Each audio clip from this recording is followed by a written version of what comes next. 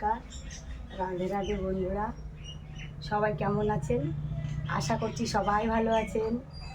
আজ কিন্তু মহা দ্বাদশী ব্রত। আমাকে অনেকেই বলেছে, আমার আশেপাশে যারা আছে, যে কাল তো একাদশী ছিল, কিন্তু আজকে কেন তোমরা একাদশী করেছো? সেই কারণে আজকে আমি এই বড় ভিডিওটা করলাম। কারণ আমাদের বন্ধুদেরকে যদি খোলাখুলিভাবে আমি না বুঝিয়ে দিই, বিস্তারিত না বুঝিয়ে দিই, তাহলে এই একাদশী আর দ্বাদশীটা নিয়ে সবারই মনের মধ্যে একটা আক্ষেপ থেকে যাবে। একাদশী লেগেছে পরশুদিন, কাল ছিল পার্শ্ব একাদশী ব্রত। যারা যারা কালকে পার্শ্ব একাদশী ব্রত করেছো তারা অবশ্যই ঠিকই করেছো, কেউ ভুল করনি। কারণ কালকে পার্শ্ব একাদশীই ছিল। গোবিন্দ যে আমাদের শয়নে গেছিল, কালকে হচ্ছে পাশ মরেছে, তাই কালকের একাদশী ছিল পার্শ্ব একাদশী। আর আজকে যারা আমরা করব সেইটা হলো বিজয়া মহা দ্বাদশী। আর তার সঙ্গে দুপুর 12টার সময় আমার বামন দেবের অভিষেক।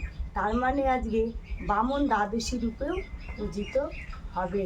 কারণ আমরা যদি একাদশী ব্রত কালকে করতাম, সেটা আমরা প্রত্যেক মাসেই দুটো করে একাদশী ব্রত করি, তাহলে শুধু আমাদের একাদশীর ফলই লাভ হতো।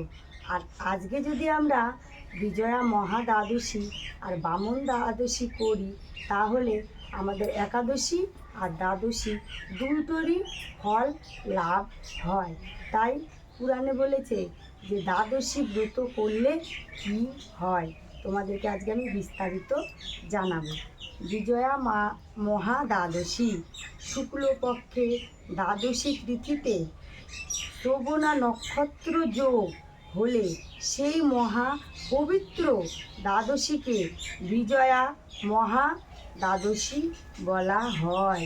ভাদ্র মাসের যদি বুধবার পড়ে এই বিজয়া মহা দ্বাদশী, তাহলে সেই দ্বাদশী করা সব থেকে বেশি ভালো। কিন্তু বন্ধুরা, এবছর তো বুধবার হয়নি, এবছর হয়েছে রবিবার। তার জন্যে কি ব্রতটা ভালো না? অবশ্যই ভালো। ব্রত থেকে এই ব্রতের মাহাত্ম্য অধিক হয়। এই তিথি আবার শ্রবণ মহা দ্বাদশী নামেও পরিচিত হয়।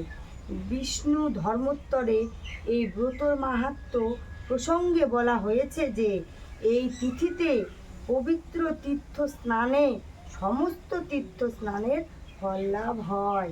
তার মানে আজকে এই দিনে যদি আমরা তীর্থস্থানে বা কোনো নদীতে গিয়ে স্নান করি, তাহলে তীর্থস্থানে গেলে যে লাভ হয় সেই পবিত্র বা সেই মহাফল লাভ আজকের গঙ্গা স্নানে হয় বা পাওয়া যায়।